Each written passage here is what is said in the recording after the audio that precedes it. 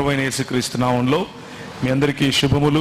ఈ సాయంకాల సమయంలో మరి ప్రభువు మీకు తోడుగా ఉండి వాక్యంలో నుంచి కొన్ని విషయాలు నేను నేర్చుకుంటూ మీతో పంచుకోవటానికి నాకు ఇచ్చిన అవకాశము బట్టి ప్రభువుకు స్తోత్రం. అలాగే వేదిక మీద ఉన్నటువంటి పెద్దలు, నాకంటే ముందు వాక్య పరిచయం చేసినటువంటి మా ప్రియ సహోదరులు వారందరికీ కూడా ప్రభువైన యేసుక్రీస్తు నామములో మరి కృతజ్ఞతలు, శుభాలు తెలియజేస్తున్నాను. కొన్ని విషయాలు దేవుని వాక్యంలో నుంచి ఇంతవరకు దైవజనులు చెప్పినట్లుగా తక్కువ సమయంలో దేవుని వాక్యాన్ని మనము నేర్చుకోవటానికి, వినటానికి ఉపయోగపడేట్లుగా కొన్ని విషయాలను మాత్రమే మీ ముందు ప్రస్తావించే ప్రయత్నం చేస్తాను. ఇంతవరకు కమల్ గారు మనకు గుర్తు చేసినట్లుగా మనస్సు, మాదిరి మరియు మాటలో మనకు హెచ్చరించారు. ఆ మూడు విషయాలను బట్టి మనల్ని హెచ్చరించారు. క్రైస్తవ సముదాయం ఈ రోజుల్లో వారు ఎటువంటి పరిస్థితి గుండా వెళుతున్నారు, ఎటువంటి మాదిరి గుండా వెళుతున్నారు, ఎటువంటి మనస్సును కలిగి ఉన్నారు, ముఖ్యంగా క్రైస్తవ సముదాయంలో ఉన్న నాయకులకు కూడా ఈ విషయాలు వర్తిస్తాయి అని మరి ఉన్నది ఉన్నట్లుగా మీ ముందు చెప్పాలి. కనుక క్రైస్తవ నాయకులకు మరియు క్రైస్తవ విశ్వాసులకు అన్న తేడా లేకుండా ఈ మూడు విషయాలలో కూడా మనల్ని మనము హెచ్చరించుకోవలసినటువంటి సమయం ఇది. దేవుని వాక్యానుసారముగా మనల్ని మనం పరీక్షించుకోవలసినటువంటి సమయం ఇది. అలాగే మరి దాన్ని కొనసాగిస్తూ ఇంకొక విషయాన్ని మీ ప్రస్తావనలోకి లేతే మీ ముందుకు తీసుకొని రావాలని ప్రయత్నం చేస్తాను. అది మోసమును గురించినటువంటి హెచ్చరిక. మనసులో కలిగేటటువంటి మోసం, మాదిరి ద్వారా మనం గురవుతున్నటువంటి మోసం, అలాగే మాటలో కూడా గురవుతున్నటువంటి మోసం. ఈ మోసాన్ని గురించినటువంటి హెచ్చరిక ఇది సంఘములోను, సమాజములోను, ప్రభుత్వము వైపు నుండి అన్ని రకాలుగా క్రైస్తవ సమాజానికి జరుగుతున్నటువంటి, క్రైస్తవ సమాజంలో ఉన్న ప్రజలు లోనవుతున్నటువంటి మోసాన్ని గురించి ఈరోజు మీ ముందు ప్రస్తావించే ప్రయత్నం చేస్తాను. మొదటి రాజుల గ్రంథంలో ఒక చక్కటి, లేకపోతే ఒక మంచి కథనం, ఒక మంచి జరిగిన ఘటన అక్కడ రాయబడి ఉంది. 16వ అధ్యాయము 30 నుంచి నేను చదువుతాను, దయచేసి నన్ను అనుసరించండి. యూదా రాజైన ఆసా ఏలుబడిలో 38వ సంవత్సరమున ఒమ్రీ కుమారుడైన ఆహాబు ఇశ్రాయేలు వారికి రాజై షోమ్రోనులో ఇశ్రాయేలు వారిని 22 సంవత్సరములు ఏలెను. ఒమ్రీ కుమారుడైన ఆహాబు తన పూర్వీకులందరినీ మించునంతగా యెహోవా దృష్టికి చెడుతనము చేసెను. నెబాతు కుమారుడైన యెరోబాము జరిగించిన పాపక్రియలను అనుసరించి నడుచుకొనుట స్వల్ప సంగతి అనుకొని అతడు సీదోనీయులకు రాజైన యెజ్బయలు కుమార్తె అయిన యెజెబెలును వివాహము చేసుకుని బయలుదేవతను పూజించుచు వారికి మ్రొక్కుచూ ఉండెను. షోమ్రోనులో తాను బయలునకు కట్టించిన మందిరమును, బయలునకు ఒక బలిపీఠమును కట్టించెను. మరియు ఆహాబు దేవతా స్తంభం ఒకటి, అక్కడ పైన ఒకటి ఉంది, దాని క్రింద చూస్తే హెబ్రిలో అషేరా అన్న పదం ఉంటుంది. దేవతా స్తంభం ఒకటి నిలిపెను. ఈ ప్రకారము ఆహు చేసి ఇశ్రాయేలీయుల దేవుడైన యెహోవాకు కోపము పుట్టించెను. అతని దినములలో బెతేలీయుడైన హీయేలు యెరికో పట్టణమును కట్టించెను. అతడు దాని పునాది వేయగా అభిరాము అను అతని జ్యేష్ఠపుత్రుడు చనిపోయెను. దాని గౌనుల నెత్తుగా అంటూ జరిగిన విషయాలు మనం అక్కడ చూస్తాం. ఆ సమయంలో, ఆ నేపథ్యంలో ఆహాబు యొక్క రాచరికము వచ్చిన సమయంలో, యెజెబెలు యొక్క ప్రభుత్వము ఆ ప్రాంతంలో విస్తరించిన సమయంలో గిలాదు కాపురస్తుల సంబంధీను తిష్పీయుడైనటువంటి ఏలియా ఆహాబు వద్దకు వచ్చి, ఆల్ ఆఫ్ ఎ సడన్ ఈ సీన్ జరుగుతోంది. ఈ సీన్ మధ్యలో ఒక ఆయన ఎంటర్ అవుతాడు. ఆయన ఏలియా. ఆ ఏలియా ఆయన ముందుకు వచ్చి, దాదాపు ఇది జరిగినప్పుడు ఆయన వయస్సు ఎంత ఉంటుంది అన్న దాఖలాలు మన దగ్గర లేకపోయినప్పటికీ ఆయన ఇది మొదలుకొని 3 సంవత్సరములు, ఆ తర్వాత ఒక 40 దినాలు, ఆ తర్వాత కొన్ని దినాలు ఆయన గడిపినటువంటి సమయాన్ని గనక క్యాల్కులేట్ చేస్తే దాదాపు మధ్య వయస్కుడు తర్వాత, అంటే 45-50 సంవత్సరాల వయసులో ఉండొచ్చు అన్నటువంటి, లేకపోతే రాజులను పట్టాభిషేకం చేసేటటువంటి వయస్సు ఉండవచ్చు అన్నది ప్రజల యొక్క అంచనా. థియోలోజియన్స్ అలా అంచనా వేస్తారు. అలాంటి వయసు ఉన్నటువంటి ఒక ఏలియా అనేటటువంటి ప్రవక్త వచ్చి ఆయన అంటాడు, ఎవని సన్నిధిని నేను నిలబడి ఉన్నానో ఇశ్రాయేలు దేవుడైన ఆ యెహోవా జీవము తోడు, నా మాట ప్రకారముగాక ఈ సంవత్సరములలో మంచైనను వర్షమైనను పడదని ప్రకటించను. పిమ్మట యెహోవా వాక్కు అతనికి ప్రత్యక్షమై, నీవు ఇచ్చటి నుండి తూర్పు వైపునకు పోయి యోర్దానుకు ఎదురుగా కెరీతు వాగు దగ్గర దాగియుండుము. ఆ వాగు నీరు నీవు త్రాగుదువు. అచ్చట నీకు ఆహారము తెచ్చినట్లు నేను కాకోలములకు ఆజ్ఞాపించి తినని అతనికి తెలియజేయగా, అలాగే ఉదయము సాయంత్రము ఆయనకు అవసరమైనటువంటి భోజన పానీయాలను కాకోలములు తీసుకుని రావటం మనం చూస్తాం. ఏలియా సంఘమునకు, సంఘ నాయకునికి ప్రతీకగా ఉంటే, ఆహాబు మరియు యెజబేలు సంఘానికి పట్టినటువంటి మోసపూరితమైన చెరగా మనం ఈరోజు సాయంకాలము చూసి గమనించి నేర్చుకునే అవకాశం ఉంది. చరిత్రలో జరిగినటువంటి ఘటనలను చూసి ఆ ఘటనల్లో నుంచి గనక మనం నేర్చుకోకపోతే మనం చరిత్రలో మిగలకుండా పోతాం. ఈ విషయాన్ని జ్ఞాపకం చేసుకోండి. రాజుల గ్రంథము, దినవృత్తాంతముల గ్రంథము, సమూయేలు గ్రంథము అన్నవి చరిత్రకు సంబంధించినటువంటి విషయాలు. చరిత్రలో జరిగిన ఘటనలు, ఆ ఘటనల్లో రాజులుగా నిలబడినటువంటి వారు తీసుకున్న నిర్ణయాలు, ఆ రాజులుగా, ప్రభుత్వాలుగా అప్రెసింగ్ అంటే అదిమి వేసేటటువంటి, కుదించి వేసేటటువంటి, ఇంకా కట్టడల చేత, ట్యాక్సుల చేత మనల్ని నిలిపివేయాలి, నిలువరించాలి, సమాజాన్ని ఎదగకుండా చేయాలి అన్న కుతంత్రపు ఆలోచన కలిగినటువంటి సమాజంలో ఒక ప్రవక్తగా నిలబడటం, ఒక వెలుగు దివ్యగా నిలబడటం, ఒక లైట్ హౌస్ గా నిలబడటం ప్రభు మనకిచ్చినటువంటి బాధ్యత. ఆ బాధ్యతను గుర్తు చేస్తూ ఈరోజు కొన్ని విషయాలు ప్రభువు పట్ల మోసపోకుండా దేవుని సంఘం ఉండటానికి నీ బాధ్యత, నా బాధ్యత ఏమిటి అన్న విషయాన్ని గుర్తు చేసే ప్రయత్నం చేస్తాను. మనము చాలాసార్లు దేవుని వాక్యమును చూసినప్పుడు, దేవుని వాక్యము పట్ల మనం చాలా గొప్ప గొప్ప ఆలోచనలు కలిగి ఉన్నప్పుడు కేవలము దేవుని వాక్యాన్ని పొట్టకూటి కోసము అమ్ముకునేటటువంటి రోజుల్లో మనం బ్రతికి ఉన్నాం అని గుర్తు చేసుకోండి. కొన్ని దినాల క్రితము నేను మీ ఊరి గురించే మాట్లాడుతున్నాను, మీకు ఇష్టం లేకపోతే చెవులు మూసుకోండి, కానీ ఇది సత్యము, చెప్పి తీరుతాను. కొన్ని దినాల క్రితం యూట్యూబ్లో ఒక వీడియో చూశాను. అందులో కొంతమంది పాస్టర్ గారులు, నేను ఎంతగానో గౌరవించే, నాకు తెలిసినటువంటి వారు కూడా ఆ గుంపులో ఉన్నారు. దీన్ని ఏమంటారు, పాలకొల్లు ఈ ప్రాంతంలో ఉన్నటువంటి పాస్టర్ గారులు, దైవజనులు ముందుకొచ్చి అందులో ఒక ఆయన ఈ విధంగా మాట్లాడుతున్నాడు. ఫలానా పెద్ద సేవకుడు అని చెప్పుకునే ఆయన మా ఊరికి వచ్చి ఒక స్క్రీన్ పెట్టి వాక్యం చెప్తాడంట. ఆయన వాక్యం చెప్పడం కారణంగా మా పొట్టలు కొడతాడా అని అడుగుతున్నాడు. మా కడుపులు కొట్టడానికి ఆయన మా ఊర్లోకి వచ్చి డిజిటల్ స్క్రీన్ మీద దేవుని వాక్యం ప్రకటిస్తాడంట. ఇందుకు నేను ఆయన్ను వ్యతిరేకిస్తున్నాను, ఆయనకు విరోధంగా నేను నా నిరసనను ప్రకటన చేస్తున్నాను అని చెప్పి ఒక 5-6 మంది, ఒక 10 మంది ఇచ్చిన ఇంటర్వ్యూలో, ఇచ్చినటువంటి ఇంటర్వ్యూలో ఆ ఇద్దరు ఇదే మాట చెప్పారు, మా కడుపులు కొడుతున్నారు. ఏం చెప్పాలనుకుంటున్నాం మనము సంఘ నాయకులముగా? సమాజానికి ఏం చెప్పాలనుకుంటున్నాం? ఆయన చేసేది డిజిటల్ గాస్పల్ తీసుకొని వచ్చి డిజిటల్ స్క్రీన్ ఇక్కడ పెట్టి ప్రజలను రీచ్ అవ్వడము ఎంత తప్పో, లేకపోతే ఆ పని వెనక ఉన్నటువంటి ఇంటెన్షన్, ఆయన ఉద్దేశాలు ఏమై ఉన్నావో వాటి గురించి మనం ఆలోచించడం కాస్త పక్కన పెట్టి, ప్రస్తుతానికి మనము ఎవరైతే నిజమైనటువంటి దేవుని సేవకులుగా పిలువబడుతున్నామో, ఎవరైతే స్థానికంగా ఉండి కష్టపడి పని చేయాలి అని అన్నటువంటి ఆ నినాదం తీసుకుని ముందుకు వస్తున్నామో, మనం చెప్పే మాటలు ఏంటి? మా కడుపులు కొట్టడానికి ఆయన వస్తున్నాడు అన్నటువంటి ఆలోచన. అంటే దేవుని వాక్య వితరణ అన్నది, దేవుని రాజ్య స్థాపన అన్నది మన కడుపులను నింపేటటువంటి వృత్త. మన కడుపులను నింపకుండా ఆపినందుకు నిరసన.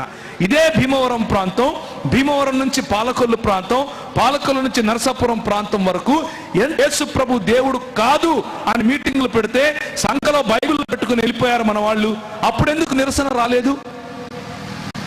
ఎంతమంది ఎస్ఎం నాయుడు అనే వ్యక్తి ఇదే పాలకొల్లు ప్రాంతంలో ఉంటూ యేసు ప్రభువు దేవుడు కాదు, యెషువా మెస్సియా అన్నటువంటి ఒక ప్రత్యేకమైన సంఘాన్ని స్థాపించి ఆ తర్వాత యూదుల బోధన చేసి ఇప్పుడు యేసు ప్రభువు ఒక దొంగ ప్రవక్త అని చెప్పేటటువంటి ఒక వ్యక్తి ఉంటే ఆ వ్యక్తి వెనుక ఎందుకు నిరసన రాలేదు?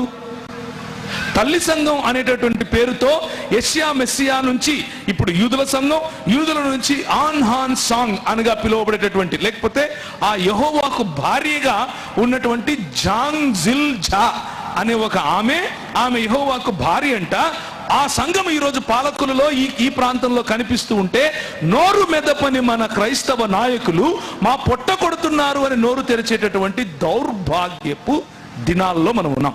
ఇది నిజమైన సత్యం. జాగ్రత్తగా వినండి. దేవుని కొరకు రోషము కలిగి బ్రతకాలి అని అనుకున్నటువంటి ప్రజలు, దేవుని కొరకు రోషము కలిగి దేవుని రాజ్య స్థాపన చేయాలి అని ఆలోచించినటువంటి క్రైస్తవ నాయకులు అని అంటే పాస్టర్లులే అని కూర్చున్న మీతో కూడా మాట్లాడుతున్నా. నాతో నన్ను నేను ప్రశ్నించుకుంటున్నాను, నన్ను నేను హెచ్చరించుకుంటున్నాను. ప్రభు అయిన యేసు నా శిష్యునిగా నువ్వు రా అని పిలిచిన ప్రతి ఒక్కడు, దేవుని యొక్క ప్రతి శిష్యుడు ఆయన సంఘములో నాయకునిగానే పిలువబడ్డాడు. ఎవరో ఒకరిని నడిపించటానికే, ఎవరో ఒకరిని శిష్యత్వంలోకి నడిపించటానికే మనం పిలువబడ్డాం. ఆ పిలుపునే ప్రవక్తల యొక్క పిలుపుతో పోల్చి నేను ఈరోజు మీతో మాట్లాడుతున్నాను. ఏలియా చేసినటువంటి పరిచర్య ఇటువంటి పరిచర్య. రాజు భార్యతో కలిసి, యెజబేలుతో కలిసి నిర్ణయించినటువంటి, తీసుకుని వచ్చినటువంటి కట్టడలు, ఎత్తైన ప్రదేశాలలో వారు కట్టినటువంటి దేవతా స్తంభాలు. ఇశ్రాయేలు రాజ్యము దేవుని రాజ్యము. ఇశ్రాయేలు మరియు యూదా కలిసి దేవుని రాజ్యముగా పిలువబడింది. దేవుడు ఎన్నుకున్నటువంటి కనాను ప్రదేశము, దేవుడు ఎన్నుకున్నటువంటి పాలు తేనెలు ప్రవహించు ప్రదేశము. అందులో దేవుని ఆశీర్వదించాడు. నిన్ను ఆశీర్వదించిన వారిని నేను ఆశీర్వదిస్తాను అని చెప్పాడు. నిన్ను దూషించిన వారిని నేను శపిస్తాను అని చెప్పాడు. అటువంటి దేవుని రాజ్యములో, అటువంటి దేవుని నిబంధన మందసం ఉండవలసినటువంటి ప్రదేశములో దేవుని ఆలయమును నిర్మించి, ఆ భవ్య ఆలయములో దేవుని యొక్క షకైనా మహిమ దిగి వచ్చినప్పుడు చూసి సంతోషించి జేజేలు కొట్టినటువంటి ఇదే ప్రజలు ఇప్పుడు దేవతా స్తంభముల ఎదుట నిలబడి, ఆషేరు దేవత ఎదుట నిలబడి ధూప దీప నైవేద్యాలు వేస్తూ ఉంటే, ఆహా భలే ఉంది అని రాజు దానికి సరిపోయేటటువంటి కట్టడలు సృష్టించినటువంటి సమయం. ఆ రాజు నన్ను కొడతాడు, అమ్మా నా పొట్ట కొడుతున్నాడు అన్నది కాదు ఆలోచన. నా పొట్ట కొట్టినా పర్వాలేదు, దేవుని రాజ్యం కోసం నిలబడతాను అని ఒక వ్యక్తి బయటకు వచ్చాడు. 45-50 సంవత్సరాలు. ఈ రోజైతే అంటాం, ఒక 5 ఏళ్ళు ఉంటే రిటైర్ అయిపోతావు, నీకెందుకయా ముసలాయన, ఇంటికెళ్ళి పడుకోవచ్చు కదా. నా దేవుని దూషించాడు, నా దేవుని రాజ్యమును చెరపడుతున్నాడు. నా దేవుని రాజ్యమును చెరపట్టినప్పుడు నేను నోరు మెదపకుండా ఉంటే నాకంటే దౌర్భాగ్యుడు ఇంకొకడు లేడు అని అర్థం చేసుకున్నాడు. కనుక దేవుడు చెప్పింది చెప్పినట్లు ఆయన ముందుకొచ్చి ఆహాబు ఎదుట నిలబడి చెప్పాడు, చస్తావు అని చెప్పాడు. ఆహాబు, దేవుడైన యెహోవా జీవము తోడు, నా మాట ప్రకారముగాక ఈ సంవత్సరములలో మంచైనను వర్షమైనను పడదని ప్రకటించాడు. ప్రకటించమన్నది శుభవార్త కాదు, ప్రకటించమన్నది అశుభవార్త.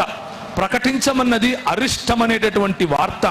ఆ అరిష్టమనేటటువంటి వార్తను కూడా ధైర్యముగా పాలకుల ఎదుట నిలబడి ఛాలెంజ్ చేసి మాట్లాడేటటువంటి పిలుపును మనం కలిగి ఉన్నాం. ఆ పిలుపును మర్చిపోయి ఆ పొట్టలు కొడుతున్నారు అనే పిలుపు వైపుకు వచ్చామనంటే ఎంత దౌర్భాగ్యపు క్రైస్తవ జీవితాలు జీవిస్తున్నామో ఒక్కసారి ఆలోచించాలి. నేను కేవలము బయటకు వచ్చినటువంటి ఆ సహోదరుల గురించి మాత్రమే మాట్లాడట్లేదు, బయటికి రాకుండా లోపలే ఉండి ఈ ఆలోచనలో ఉన్నటువంటి నా క్రైస్తవ సహ పని వారితో కూడా మాట్లాడుతున్నాను. నాతో పాటు కలిసి పని చేసేటటువంటి మన అందరితో మాట్లాడుతున్నా. నా అంతటా నన్ను గురించి నేను ప్రశ్నించుకుంటున్నాను. ఇది ఒక మోసము కాదా? ఇది సాతాను వేసే బిస్కెట్ కాదా? ఆ బిస్కెట్కు పడిపోయి దేవుని రాజ్యమును నిర్మించాల్సినటువంటి మనము సొంత రాజ్యాలు, చిన్న చిన్న గుంపులు కట్టుకొని మనం సంతోషపడి ఇంట్లో ఆహాలు చేయట్లేదా? ఇది మొదటిగా మనము అర్థం చేసుకోవాల్సినటువంటి విషయం. యేసు ప్రభువు కొరకు రోషము కలిగి జీవించండి అని అంటే, ఎవరో వేరే వాళ్ళు వచ్చి నా పొట్ట కొడుతున్నారు అని నా పొట్ట కోసము రోషము కలిగి జీవిస్తే ప్రభు అంటాడు, నీ పొట్టే నీకు దేవుడు. ఈరోజు మన సంఘ పరిస్థితులు ఇవే.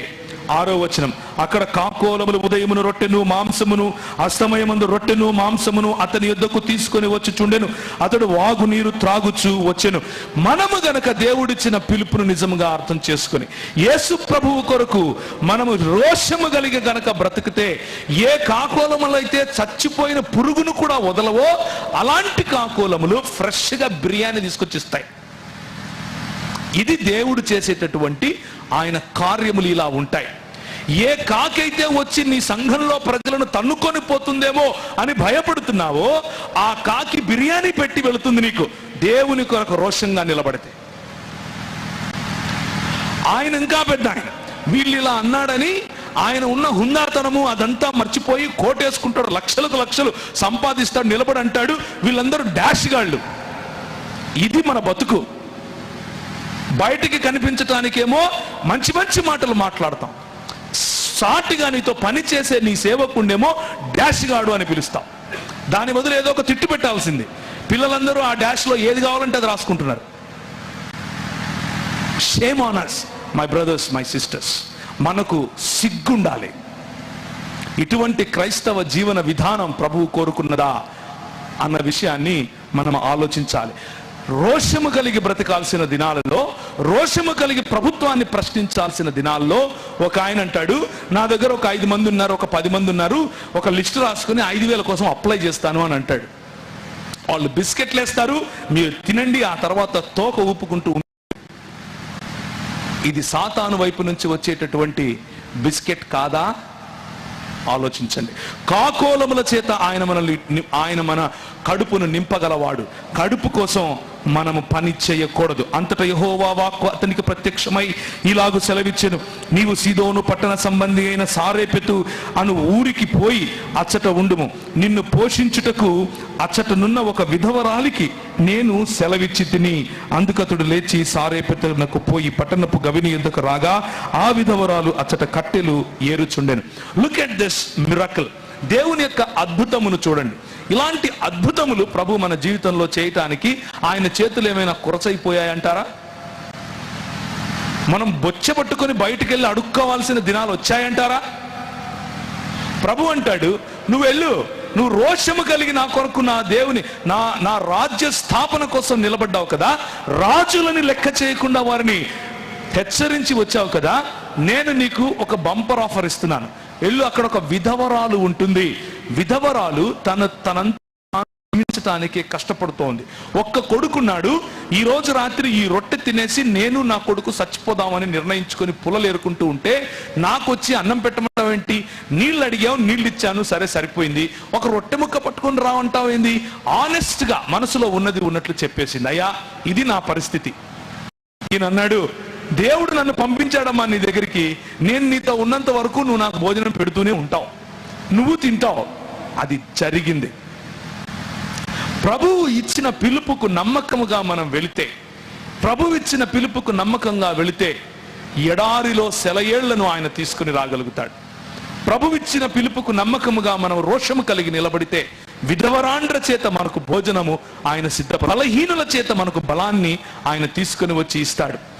ప్రభు ఇచ్చిన పిలుపుకు నమ్మకంగా మనం నిలబడితే కాకోలముల చేత ఆయన మాట గురించి, ఆయన మరణము గురించి నీచమైన మాటలతో మీడియా ఎక్కి టెలివిజన్లకు ఎక్కి మాట్లాడుతూ ఉంటే నోరు మెచ్చి నా పొట్ట కొడుతున్నారు అని నోరు మెదుపుతున్నారు అని అంటే మనకు ఏది ప్రాముఖ్యమో ఒకసారి ఆలోచించుకోవలసినటువంటి సందిగ్ధావస్థలో మనం ఉన్నాం. అలాంటి దౌర్భాగ్యపు పరిస్థితిలో మనం ఉన్నాం. దీన్నే సంఘములో ఉన్న మోసము అని నేను మీకు తెలియజేయాలనుకుంటున్నాను. సంఘములో, సంఘ నాయకత్వములో మీలో నాలో ఉన్న మోసము అని చెప్తున్నాను. మీలో అని ఎందుకంటున్నానో ఒక మాట చూడండి.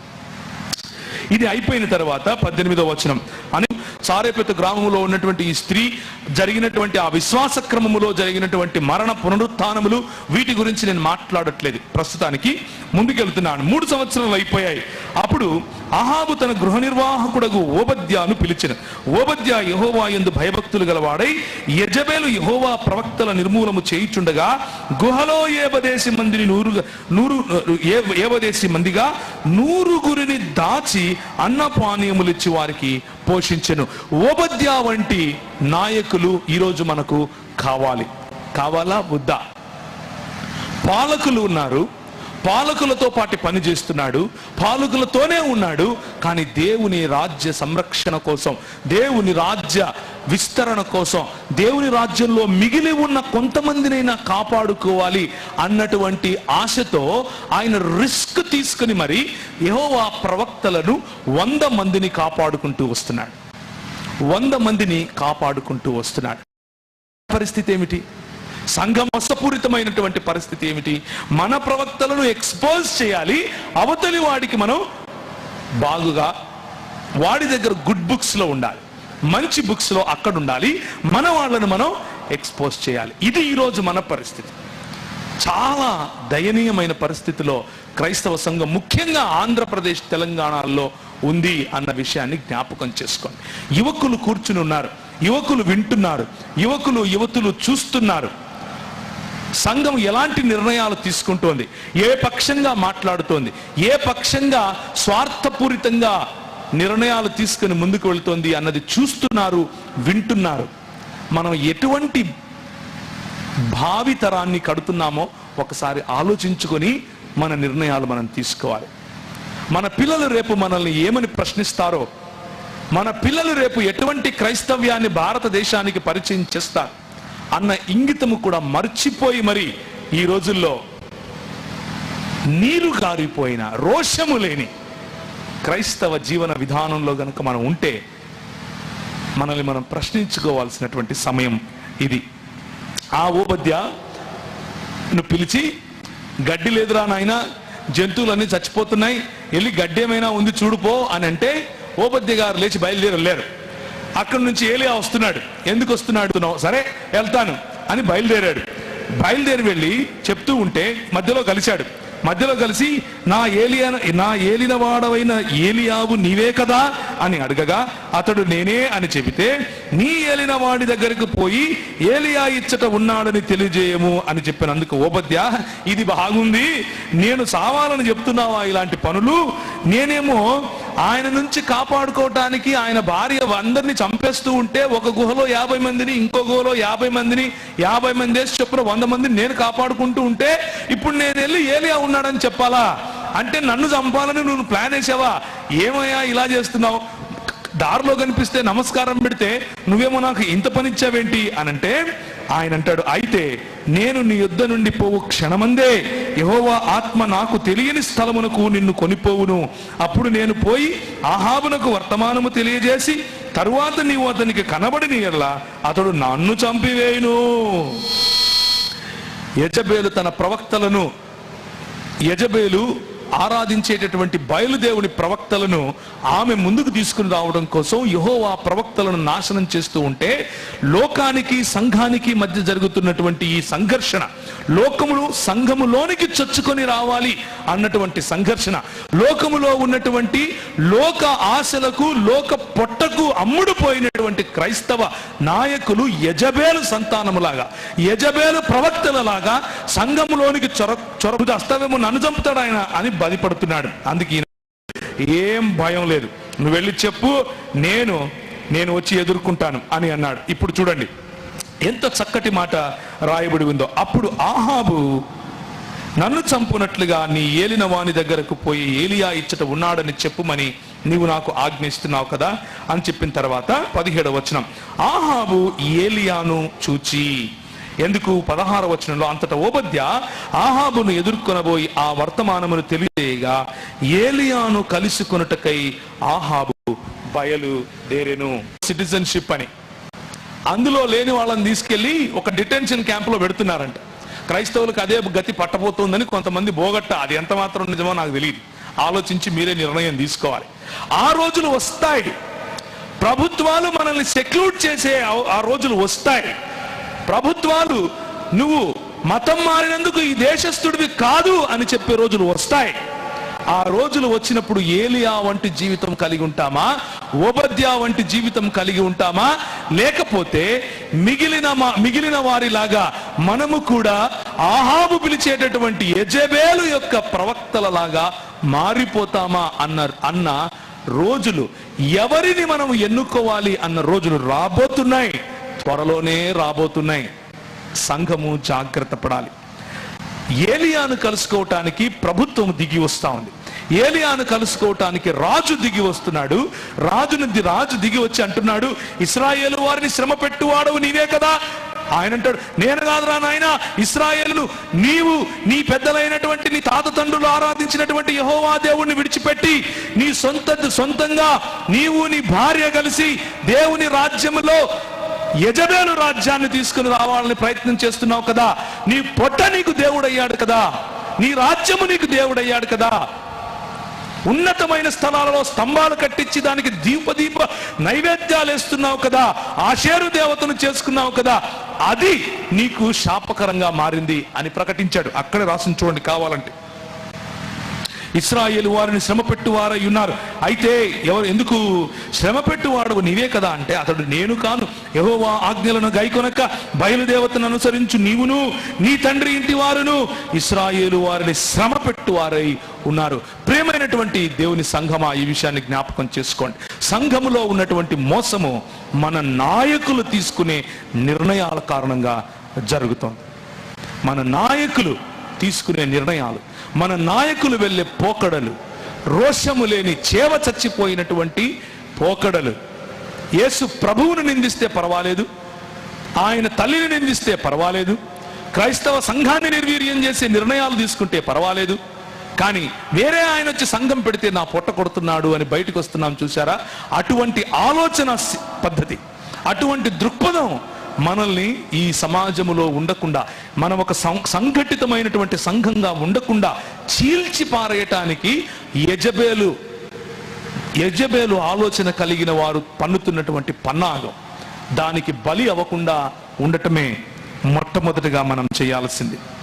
అప్పుడు ఏలియా రోషము కలిగి సంఘములో ఉన్నటువంటి 18వ వచనం, ఏలియా జనులందరి దగ్గరకు వచ్చి, ఎన్నాళ్ల మట్టుకు మీరు 2 తలంపుల మధ్య తడబడుచుందరు? యెహోవా దేవుడైతే ఆయనను అనుసరించడి, బయలు దేవుడైతే వానిని అనుసరించడి. It's a simple question my brothers, my sisters. ఎన్ని నాళ్ళని 2 పడవల మీద కాళ్ళు పెడతారు? 10 ఏళ్ళు అయిపోయింది, 20 ఏళ్ళు అయిపోయింది, 30 ఏళ్ళు అయిపోయింది, 50 ఏళ్ళు అయిపోయింది.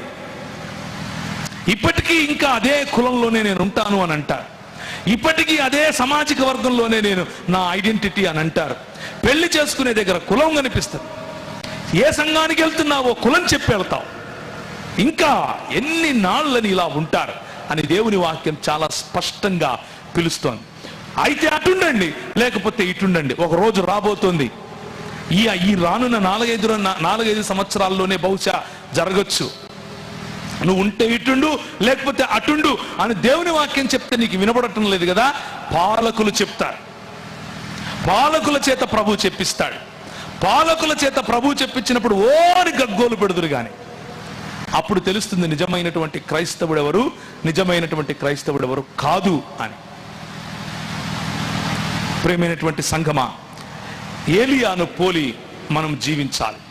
ఏలియాను పోలి అయితే ఇటు, లేకపోతే అటు, తాడో పేడో తేర్చుకోండి అని అంటే, ఈరోజు సంఘంలో మనం ఎలాంటి రెస్పాన్స్, ఎలాంటి ప్రత్యుత్తరం, ఎలాంటి స్పందననైతే ఇస్తున్నామో చాలా ఆశ్చర్యం కలిగేట్లుగా ఆ రోజు కూడా అదే స్పందన. చూడండి 21వ వచనంలో, బయలు దేవుడైతే వానిని అనుసరించుడని ప్రకటన చేయగా జనులు అతనికి ప్రత్యుత్తరముగా ఒక్క మాటైనను పలుకకపోయారు. అంత మనలాగానే ఉన్నారు కదా వీళ్ళు, ఒక్క మాట కూడా పలకటం లేదు, సైలెన్స్. ఏంటినా కొన్ని 100 సంవత్సరాలుగా మేము ఇట్లే ఉన్నాం కదా, అది ఓకే ఇది ఓకే అంటున్నాం కదా, ఈయన వచ్చి ఇప్పుడు ఇటన్నా అటన్నా అంటాడేంటి? ఒక్క మాట కూడా పలకలేదు. దేవుని వాక్యముతో హెచ్చరిస్తే మనకు స్పందన రాదు. ఇది సంఘములో నాయకుల వైపు నుంచి కాదు, సంఘ సభ్యుల వైపు ఉన్నటువంటి మోసం గురించి మాట్లాడుతున్నారు. సంఘ సభ్యుల్లో ఉన్నటువంటి మోసపూరిత ఆలోచన విధానం గురించి మాట్లాడుతున్నారు. ఒక్క ప్రత్యుత్తరం రాదు. దేవుని వాక్యము చేత హెచ్చరిస్తే అటన్నా ఉండు ఇటన్నా ఉండు అని అంటే అర్థం కాక ఏమి మాట్లాడక నిర్ణయించుకోలేని పరిస్థితి. కానీ అది అయిపోయిన తర్వాత ఏలియా అంటాడు, సరే నేను ఒక అద్భుతం చేస్తాను అని చెప్పి ఈ బలిపీఠాన్ని కట్టించి దాని మీద ఎద్దును తునకలుగా చేసి పెట్టేటటువంటి అద్భుతం గురించి మాట్లాడినప్పుడు వీళ్ళు అంటారు 24వ వచనం, తరువాత మీరు మీ దేవతల పేరు పెట్టిన ప్రార్థన చేయుడి, నేనైతే యెహోవా నామమును బట్టి ప్రార్థన చేయుదును. ఏ దేవుడు కట్టెలను తగలబెట్టుట చేత ప్రత్యుత్తరం ఇచ్చునో ఆయనే దేవుడని నిశ్చయించుదము రండని ఏలియా మరలా జనులతో చెప్పగా ఏమన్నారు జనులందరూ? ఆ మాట మంచిదని ప్రత్యుత్తరం ఇచ్చారు. ఇది మనకు కావాలి. మనకి ఏం కావాలి అని అంటే ఎంటర్టైన్మెంట్ కావాలి, యాక్టివిటీ కావాలి. దేవుని వాక్యంతో హెచ్చరిక వస్తే స్పందించాం, కానీ నేను అద్భుతం చేస్తాను అని అంటే స్పందించేస్తాను. అబ్బా ఇది భలే ఉంది, భలే ఉంది, తాళీ బజావ్ అనగానే అందరూ ఓకే ఓకే అంటున్నారు. ఇది క్రైస్తవ సంఘానికి పట్టినటువంటి, పాత రోజులలో ఉన్నటువంటి ఇదే చెదలు ఈ రోజుకు పట్టి ఉంది. మనం మాత్రం అర్థం చేసుకోలేకపోతున్నాం. పేతురు అంటాడు, అయ్యా నేను ఆ కొండ మీద ఉన్నానయ్యా, యేసు ప్రభుతో కలిసి తిరిగాను, యేసు ప్రభుని తాకాను, ఆయన దగ్గరికి ఏ ఏలియా అయితే ఈ కొండ మీద నిలబడి నువ్వు అటుంటావా ఇటుంటావా అని ప్రశ్నిస్తున్నాడో ఆ ఏలియా దిగొచ్చాడు.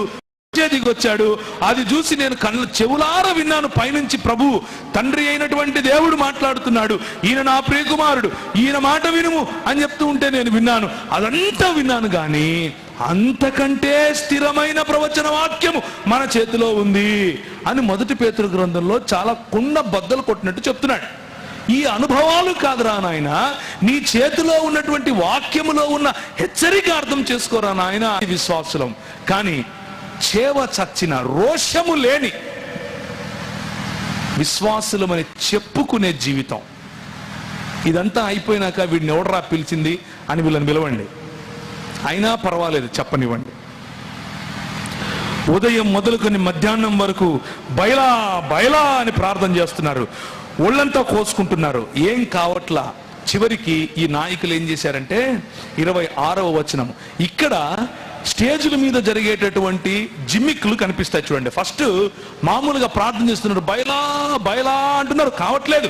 ఏం కాకపోతే ఈయన ఏం చేస్తున్నారు, ప్రార్థన వినునని బయలు పేరు పెట్టిన ప్రార్థన చేసిరి గాని ఒక్క మాట అయినను ప్రత్యుత్తరం ఇచ్చి వాడెవడను లేకపోగా వారు తాము చేసిన బలిపీఠములో యొద్ద ఏం చేస్తున్నారు, గంతులు వేయ మొదలు పెట్టిరి. ఎవరైతే ఈ పొట్టగూటి కోసము వచ్చారో, దేవుని రాజ్యము పేరట సొంత రాజ్యాలు నిర్మించుకున్నారో, వారి ప్రార్థనలు అందరి ముందు చేసేటటువంటి సరళమైన మాటలతో జరిగే ప్రార్థనలు అర్థం కావో, వీళ్ళు ఏం చేస్తారంటే గంతులేసి ఎంటర్టైన్మెంట్ చేస్తారు, జిమ్మిక్కులు చేస్తారు, లేనిపోనివి సృష్టించే ప్రయత్నాలు చేస్తారు, ఒళ్ళు కోసుకుంటారు, బూడిదేసుకుంటారు, ఇంకా ఏవేవో చేస్తారు. చేసి మభ్య పెడుతూనే ఉంటారు, మీరు మభ్యపడుతూనే ఉండండి. ఇదే మన తలరాత అని చెప్పండి. వీళ్ళు గంతులేస్తూ ఉంటారు, మనం చూస్తూ ఉంటాం. ఇది ఈ రోజుకు కూడా మన సంఘాల్లో జరుగుతున్నటువంటి మోసపూరితమైన దొంగ ప్రవక్తలు చేసేటటువంటి పని. సంఘములో చొరబడినటువంటి దొంగ ప్రవక్తలు, రోషము లేని ప్రవక్తలు. మొన్న ఒక ఆయన వచ్చాడంట మీ ఊరి దగ్గరే, ఇంతవరకు సోదరులు చెప్తుంటే విన్నాను. ఆయన వచ్చి అంత పరిచయం చేసిన తర్వాత మొదటి రోజే చెప్పాడంట, అమ్మ కానుకలు ఎక్కువ వేయండి, కొంచెం గట్టిగా వేయండి అని. రెండో రోజు వచ్చి అన్నాడంటే, మీరు ఇచ్చిన కానుకలు మాకు డీజిల్ కూడా సరిపోవట్లేదు అన్నాడంట. ఏం సేవ చేస్తున్నాం మనం, ఏం పరిచర్య చేస్తున్నాం చూడండి. తిరుగులేని పరిచర్య. గట్టిగా ఇవ్వండి అని ముందే చెప్పేసాయి, ఆ తర్వాత మీరు ఇచ్చింది డీజిల్కి కూడా సరిపోలేదని చెప్పు, మళ్ళా గంతులు ఎద్దువు కానీ మళ్ళా కోసుకుందు. ఇట్లా అవతలోడు వచ్చి ఏమన్నా భిక్షం వేస్తాడు. What a shame on us, my brothers, my sisters, what a shame. ఇది దేవుని రాజ్య నిర్మాణమునకు మనం పనిచేసే పద్ధతి. మర్యాద చొప్పున కత్తులతోనూ శస్త్రములతోనూ తమ దేహములను కోసుకుంటున్నారు చూసారా. అలాగే మన మర్యాదలు మనం మొదలు పెట్టేసుకున్నాం. కానీ ఏలియా నిలబడతాడు. ఏలియా నిలబడి మాట్లాడి అంటున్నాడు, ఏమయ్యా వాడు దేవుడు అంట కదా, ఇంకా అరవండి, కేకలేయండి. దూరాన్ని ఉన్నాడేమో వస్తాడు, ప్రయాణం చేస్తున్నాడో, సైకిల్ మీద వెళ్తున్నాడో, కారులో వెళ్తున్నాడో పిలవండి, నిద్రపోతున్నాడేమో లేపండి, నీళ్లు కొట్టండి కొంచెం. He is mocking at them. నేను ఎందుకు ఈ మాట చెప్తున్నానో తెలుసా? తన దేవుని ఎరిగిన వారు బలము కలిగి గొప్ప కార్యాలు చేస్తారు. తమ దేవునిని ఎరిగిన వారు ధైర్యం.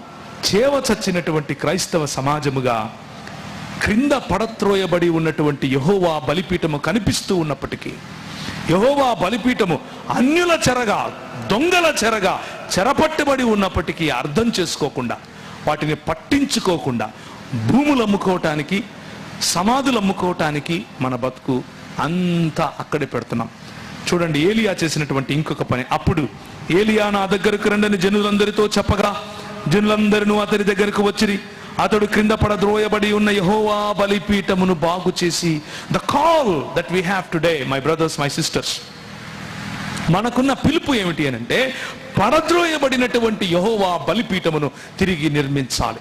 పునర్నిర్మాణము అన్నటువంటి పనిలో ప్రభు మనల్ని పిలుస్తున్నాడు. అల్పసంఖ్యాకులమైనటువంటి మనము దేవుని రాజ్యమును భరతఖండంలో ఆయన బలిపీఠమును నిలబెట్టాలి. కులం అనే దాని వెనక దాచుకోవటం మన పని కాదు, దోచుకోవటం మన పని కాదు. మోసం అన్నది జరుగుతూ ఉన్నప్పుడు సంఘాల్లో లేచి నిలబడి మాట్లాడగలగాలి. లేచి నిలబడి పోయి ఇంకా నిలబోయి 3 సార్లు పోయి తొట్లు నిండిపోవాలి, పొర్లిపోవాలా. అయినా కానీ ప్రార్థన చేస్తే మండుతుంది. ఎందుకు అనంటే the passion that God gives you in your heart. నీ హృదయంలో దేవుడిచ్చినటువంటి ఆ కసి, దేవుని రాజ్య స్థాపన పట్ల ఆయన నామమునకు మహిమ కలగాలి, ఆయన నీ నామము పరిశుద్ధపరచబడును గాక అన్నటువంటి ప్రార్థన నువ్వు చాలా మంది ముస్లింలతో మేము మాట్లాడాము. ఇంగ్లీష్, హిందీ భాషల్లో చేశాం. తెలుగు భాషలో ఇలా జరుగుతోందని నాకు తెలియదు ఆ రోజుల్లో. ఇదే భీమవరంలో నుంచి ఒక ఆయన పేరు చెప్తే మీరు కనుక్కోవచ్చు కూడా, ఆయన టీవీలో కూడా నేను ఆయనతో డిబేట్ చేశాను. ఆయన ఈ ప్రాంతంలో తనకున్నటువంటి భార్య దగ్గరికి వస్తాడు. 15 రోజులు ఇక్కడ ఉంటాడు. ఆ 15 రోజుల్లో ఎన్ని పుస్తకాలు పంచుతాడు, ఎంతమందిని క్రైస్తవులను ముస్లింగా చేస్తాడు. టీవీలకెక్క చెప్తున్నాడు యేసు ప్రభు ఓమా కతలుహు యకీనా, ఆయన అసలు చచ్చిపోనే లేదు అని చూస్తున్నారు. ఒక్కడు నిలబడి మాట్లాడలేదు. The fate that we have created for the church. సంఘానికి, సంఘ నుసిటి పైన రాస్తున్నటువంటి రాతలు మన చేతులారా ఇలా ఉన్నాయి. కానీ ఏలియా అటువంటి జీవితాన్ని కలిగి లేడు. చివరిగా, మొదటిగా నాయకుల వైపు నుంచి వస్తున్న మోసం, రెండవదిగా సంఘస్థులు చేస్తున్న మోసం నేను మీకు వివరించాను. మూడవదిగా, నా సమయం అయిపోయింది, 5 నిమిషాల్లో ముగిస్తాను, ప్రభుత్వాలు చేస్తున్నటువంటి మోసం. ఆ ప్రభుత్వము చేస్తున్నటువంటి మోసం ఏమిటి అనంటే, చూశాడు యెహోవా అగ్ని దిగి వచ్చింది. 38వ వచనం, దహనబలి పశువును, కట్టెలను, రాళ్లను, బుగ్గిని దహించి కందకమందున నీళ్లను ఆరిపోచేస్తే యెహోవాయే దేవుడు, యెహోవాయే దేవుడు అని జనులందరూ కేకలు వేయటం మొదలు పెట్టారు. ఒక్క నాయకుడు నిలబడి, ఒక్క నాయకుడు కనుక రోషము కలిగి ప్రభువు కోసం పనిచేస్తే సంఘములో వచ్చే స్ఫూర్తి ఇలా ఉంటుంది. రాజు అక్కడ నిలబడుకుని ఉన్నాడు. రాజు ఎదుటనే వాళ్ళు నిర్ణయం చేసుకున్నారు, ఇటుపక్కుంటారా అటుపక్కుంటారా అని. అంటే యెహోవాయే దేవుడు, యెహోవాయే దేవుడు అని నిర్ణయించుకుని కేకలు వేశారు. ఆ తరువాత నువ్వు వెళ్ళి భోజనం చేయిపో, వర్షం పడుతుంది అని చెప్పి పంపించేశాడు.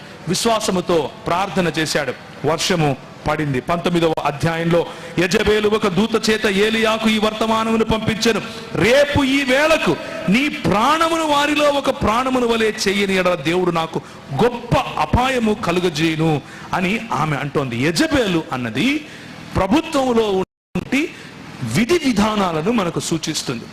యెజబేలు అన్న పేరు ఆహాబును ఇన్ఫ్లుయెన్స్ చేసేటటువంటి భావజాలాన్ని సూచిస్తుంది, రాజుల భావజాలం.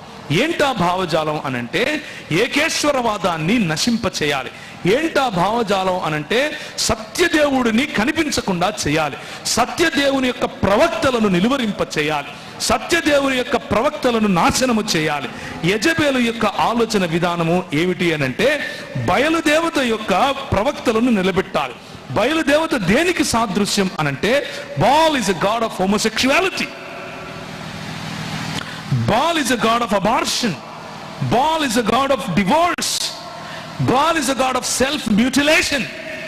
బయలుదేవతను అనుసరించే వాళ్ళు ఏం చేస్తూ ఉంటారు అని అంటే వాళ్ళ సొంత అంగాలు కోసుకొని ఇస్తూ ఉంటారు. చేతులు కోసుకోవడం, తలలు కోసుకోవటం, బలులు అర్పించడం, పిల్లలను బలు అర్పించడం, అబార్షన్లు, హోమోసెక్షువాలిటీ, ధనం, వీటన్నిటికీ కూడా ఆ యెజబేలు లేకపోతే బయలు అన్నది దేవుడు. యేసుక్రీస్తు ప్రభువు మనకిచ్చేటటువంటి పిలుపు ఏమిటి అనంటే బీ లైక్ ఎలైజా, దేవుని యొక్క ప్రవక్త అయినటువంటి ఏలియాలా ఉండి ఈ యెజబేలు మీద ఉన్నటువంటి ముసుగును తీసివేయాలి. యెజబెలు మీద ఉన్నటువంటి ముసుగును తీసివేయటంలో మనకు హాని జరిగే అవకాశము కూడా ఉంది. హాని జరిగే, ఇబ్బందులు జరిగేటటువంటి రోజులు కూడా రావచ్చు. కానీ ప్రభు అంటాడు, ప్రకటన గ్రంథం 2వ అధ్యాయం, ముగిస్తున్నాను. ప్రకటన గ్రంథం 2వ అధ్యాయం 20వ వచనం ఒకసారి చూస్తారా? సంఘముతో మాట్లాడుతూ ఆయన అంటాడు, ప్రకటన గ్రంథం 2వ అధ్యాయం 20వ వచనంలో, ఆయనను నీ మీద తప్పు ఒకటి నేను మోపవలసి ఉన్నది, ఏమనగా తాను ప్రవక్త్రినని చెప్పుకొనుచున్న యెజబెలను స్త్రీని నీవు ఉండనిచ్చుచున్నావు. జారత్వము చేయుటకు, విగ్రహములకు బలి ఇచ్చిన వాటిని తినుటకును అది నా దాసులకు బోధించుచు వారిని మోసపరచుచున్నది. ఈ మోసము సంఘములో ప్రభుత్వము రూపములో వచ్చింది, చేసేటటువంటి నిర్ణయాల రూపములో వచ్చింది. ఏ భావజాలాన్నైతే మన మధ్యలో ఇది అంగీకరించాల్సిందే అని చెబుతోందో ఆ భావజాలం రూపంలో వస్తోంది. చాలా ప్రభుత్వాలు క్రైస్తవ సంఘాలను ఈ యెజబెలుల వలె అణిచివేసే ప్రయత్నం చేశారు. ఈరోజు భారతదేశంలో కూడా అదే జరగబోతోంది. కానీ ప్రియమైనటువంటి క్రైస్తవ సంఘమా, ఒక్క నాయకుడు ఏలియా వంటి వాడు పరిగెట్టి వెళ్ళిపోయాడు. చచ్చిపోతాన్రా నాయన అని వెళ్ళిపోయాడు. దేవునితో మాట్లాడుతున్నాడు. ఏమని మాట్లాడుతున్నాడంటే, ఆమె నన్ను చంపేస్తుందంట. యెహోవా వాక్కు అతనికి ప్రత్యక్షమై, ఏలియా ఇచ్చట నీవేమి చేయుచున్నావని అతన్ని అడగగా, అతడు ఇశ్రాయేలు వారు నీ నిబంధనను త్రోసివేసి నీ బలిపీఠములను పడగొట్టి నీ ప్రవక్తలను ఖడ్గము చేత హతము చేశారు. సైన్యములకు అధిపతి యెహోవా కొరకు మహారోషము గలవాడనై నేను ఒక్కని మాత్రమే ఉన్నాను. సంఘములో చాలా మంది నాయకులు ఇదే అనుభవం గుండా వెళుతున్నారు. Lord, what is going on? అంత ఏంటి ప్రభువా ఇలా జరుగుతోంది? నేను ఒక్కడే ఉండిపోయానా? రోషము కలిగిన వాళ్ళు ఇంకెవరూ లేరా? Let me encourage you my brother, my sister. నువ్వు ఒక్కడివి వేల మందితో సమానం. ప్రభు అంటాడు, నువ్వు ఒక్కడివి కాదు నాయన, నేను వేల మంది నాకు ఇంకా మిగిలిన్నారు. 7,000 మంది. 18వ వచనం, మహారోషము గలవాడనే నేనున్నాను. ఆ తర్వాత ప్రభు అంటాడు, ఒక పర్వతం మీదికి వెళ్ళి 11వ వచనంలో, యెహోవా ఏమైంది? ఆ వైపునకు సంచరింపగా బలమైన పెనుగాలి, భయంకరమగు పర్వతములు బద్దలైపోయాయి, శిలలు చిన్నాభిన్నములు అవుతున్నాయి. కానీ యెహోవా ఆ గాలి దెబ్బ యందు ప్రత్యక్షము కాలేదు. భూకంపం వచ్చింది. ఆ తర్వాత భూకంపం అంతా వస్తే యెహోవా ఆ భూకంపములో ప్రత్యక్షం కాలేదు. ఆ భూకంపమైన తర్వాత మెరుపు పుట్టింది, కానీ ఆ మెరుపునందు యెహోవా ప్రత్యక్షము కాలేదు. ఇప్పుడు యెహోవా ఎక్కడ ప్రత్యక్షమయ్యాడో చెప్పాలి, కానీ వాక్యం ఇక్కడ కాలేదు అంటాడేంటి? అంటే మహా అద్భుతములు గడగడగడగడగలాడిపోవాలి. నేను ప్రార్థన చేస్తే అంతా దాని ఏమంటారు, వణికిపోవాలి. వాటిల్లో కాదు దేవుని ప్రత్యక్షత. ఏం చేస్తున్నా అలాంటి పరిస్థితుల్లో, భయంకరమైన ఒంటరితనం అనేటువంటి పరిస్థితిలో, చుట్టూ చూస్తున్న గలిబిలిలో ప్రభు ఎలా ప్రత్యక్షమవుతున్నాడు చూడండి. మెరుపు ఆగిపోగా మిక్కిలి నిమ్మళముగా మాట్లాడు ఒక స్వరము వినబడెను. నీ మనస్సును మోసపరచుకోకుండా ఉంటే మిక్కిలి నిమ్మళముగా మాట్లాడు ఒక స్వరం నీకు వినబడుతుంది. ప్రియులారా, నీ ప్రవర్తనను మోసపుచ్చుకోకుండా హెచ్చరించిన మాటలను మనసులోకి తీసుకుంటే మిక్కిలి నిమ్మలముగా మాట్లాడు ఒక స్వరము మీకు వినబడుతుంది. దేవుని మాటను, ఆ మాటను, హెచ్చరికను అర్థం చేసుకుని సంఘములో మీకున్న బాధ్యతను నిర్వహించే ప్రయత్నం చేస్తే మిక్కిలి నిమ్మలముగా మాట్లాడు ఒక స్వరము మనకు వినబడుతుంది. ఇంకా రోషము లేకుండా సంఘములో జరుగుతున్న మోసం, సంఘ ప్రజలు చేస్తున్నటువంటి మోసం, లేకపోతే కావాలని మోసపోయేటటువంటి పని, ప్రభుత్వములు చేస్తున్నటువంటి మోసం, వీటిని అర్థం చేసుకుని దేవుని కొరకు ఏలియాల వలె నిలబడకపోతే, ఈ భావజాలం, ఏ భావజాలం అయితే నిన్ను కులం పేరిట విభజించే ప్రయత్నం చేస్తోందో, కొన్ని వేల సంవత్సరాలుగా విభజిస్తూనే వస్తుందో, ఏ భావజాలం అయితే ఢిల్లీ గద్దె మీద కూర్చుని పెత్తనం చేయటానికి రాష్ట్రాలను నిర్వీర్యం చేసే ప్రయత్నం చేస్తోందో, ఏ భావజాలం అయితే మీరు క్రైస్తవులైతే ఈ దేశానికి చెందిన వారు కాదు అన్నటువంటి ఒక అభద్రతాభావాన్ని సృష్టిస్తుందో, ఏ భావజాలం అయితే దళిత బలహీన బడుగు వర్గాలకు రావలసినటువంటి హక్కులను హరించే విధంగా ఈ మన దేశ రాజ్యాంగాన్ని మార్చే ప్రయత్నం చేస్తోందో, అందరూ వింటారని అనుకుంటున్నారా? వినడం కోసమే మాట్లాడుతున్నాను. అటువంటి పరిస్థితిలో కూడా ఆ మోసాన్ని అర్థం చేసుకోకుండా అమ్ముడు పోయే స్వభావం విడిచిపెట్టి దేవుని కొరకు, దేవుని యొక్క రాజ్య స్థాపన కొరకు, రాబోయే రోజుల్లో మన పిల్లలకి ఇవ్వాల్సినటువంటి సంఘం కొరకు, మన పిల్లల చేతిలో పెట్టాల్సినటువంటి దేశము కొరకు, దేశము యొక్క సెక్యులర్ భావజాలాన్ని, దేశము యొక్క ఇది ఈ రోజులు నీవు నేను ఏలియాల వలె నిలబడవలసినటువంటి రోజులు, మోసపోకుండా జాగ్రత్త పడవలసినటువంటి రోజులు. మన మనసును, మన మాదిరిని, వాక్యమును లేకపోతే మాటను, ఆ మాటలో ఆ మనసుకు, మాదిరికి, మాటకు ఇచ్చినటువంటి హెచ్చరికను గనక మనం సరిగ్గా అర్థం చేసుకుంటే మోసము అన్నటువంటి హెచ్చరిక కూడా మనకు అర్థమవుతుంది. తలలు ఉంచుకుంటే ప్రార్థించుకుందాం. ప్రభు ఇదంతా జరిగిన తర్వాత ఏలియాకు చెబుతాడు, దయచేసి తలలు ఉంచుకోండి, ప్రభు వైపుకు చూడండి. అప్పుడు యెహోవా అతనికి ఇలాగూ సెలవిచ్చినదేమనగా, నీవు మరలి అరణ్య మార్గమున దమస్కునకు పోయి దానిలో ప్రవేశించి సిరియా దేశము మీద హజయేలునకు పట్టాభిషేకము చేయము. మై బ్రదర్స్, మై సిస్టర్స్, సహోదర సహోదరులారా, దేవుడు నిన్ను పిలిచింది పట్టాభిషేకము చేయటానికి, నాయకులను నిలబెట్టడానికి. ఏ భావజాలం అయితే దేవుని రాజ్యముతో ఏకీభవిస్తుందో ఆ భావజాలములో ఉన్న వారిని నాయకులుగా తర్బీదు చేయటానికి. 7,000 మంది నీకు తోడుగా ఇంకా ఉన్నారు అన్న విషయాన్ని మర్చిపోకుండా, నాకెందుకులే, నేనెందుకులే, నేనేం చేస్తానులే అన్న ఆలోచన కాకుండా, పొట్టకూటి కోసం వచ్చినటువంటి పరిచర్యలాగా కాకుండా, దేవుని రాజ్యమును నిర్మించే పరిచర్య, దేవుని రాజ్య విస్తరణ చేసే పరిచర్య, రాజులు సైతము దిగివచ్చి మాట్లాడే, దిగివచ్చి మనతో పరామర్శించే పరిచర్య, అలాంటి పరిచర్య కోసం ప్రభు మనల్ని ఆశీర్వదించినట్లుగా ప్రార్థించుకుందాం.